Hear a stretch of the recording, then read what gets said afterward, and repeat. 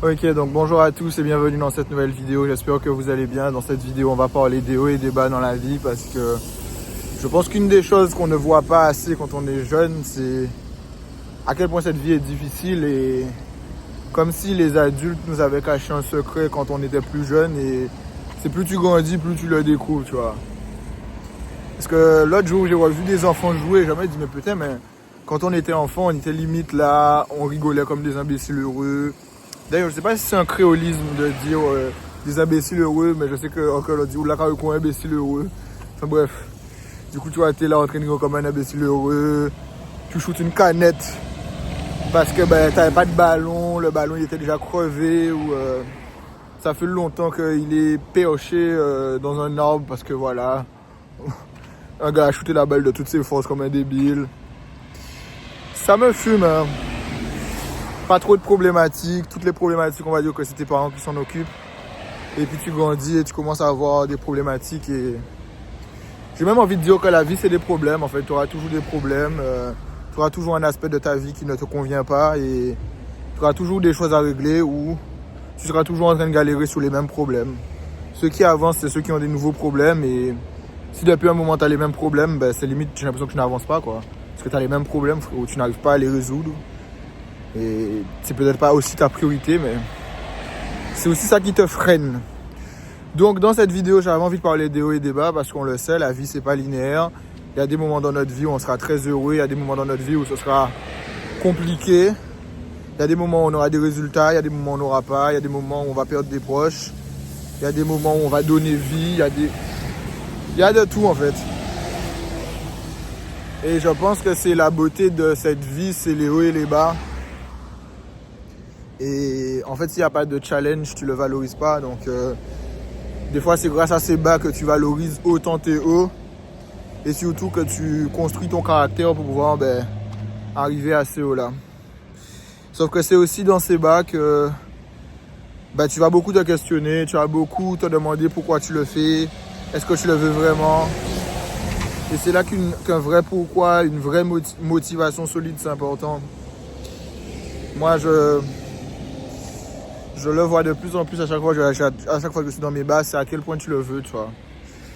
Et c'est là où tu te questionnes, c'est là où ça fait mal, tu vois.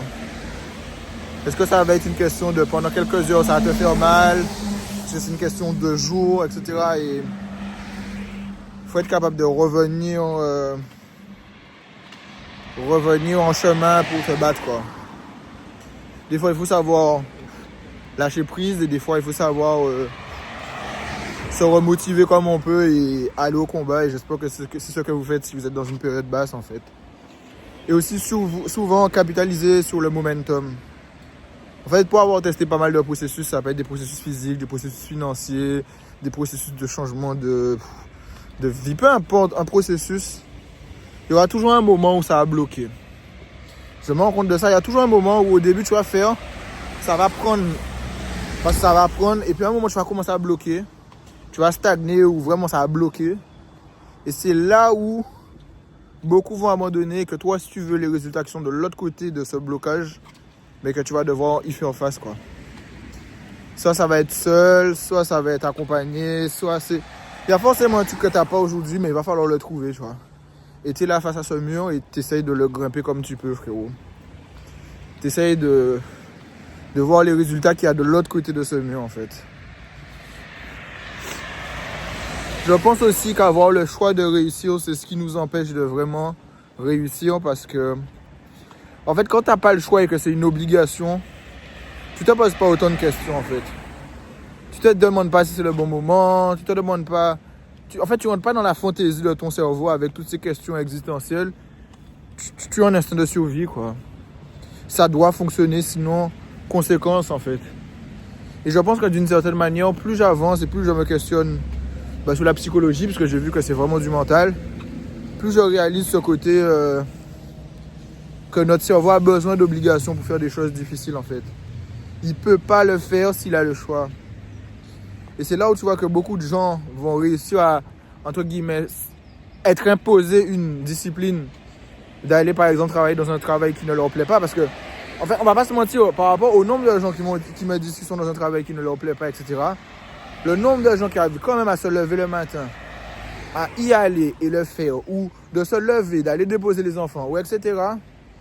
C'est parce que tu sais qu'il y a une obligation, il y a une raison plus forte derrière. Typiquement, si tu vas pas, tu ne seras pas payé. Du coup, tu seras mis à la rue ou tu vas perdre ce que tu as, tu le fais, tu vois. Et quand tu as par exemple tes projets de côté où tu n'as pas d'obligation de réussir, c'est là où tu as plus tendance à procrastiner, à te poser des questions que tu ne devrais pas forcément et à dormir sur ça, quoi. Et là, j'ai l'impression que c'est mon cas. Je me dis, en fait, si j'avais pas le choix autre que de faire ce business-là réussir, je pense que je ne serais pas dans ces réflexions. Oui, mais est-ce que ça va me plaire tout le temps? Mais nanana. Et je me dis, des fois, franchement, il faudrait vraiment être forcé à réussir, quoi. Tu réussis pas, ok, tu meurs, frère. Et là, tu vois l'instinct qui te réveille en toi pour faire ça réussir. Parce que c'est ça, en fait. Que ce soit au niveau de tes prises de décision, que ce soit au niveau de ta motivation, il n'y a plus de questions, en fait. C'est survie, c'est Koh-Lanta mode, quoi.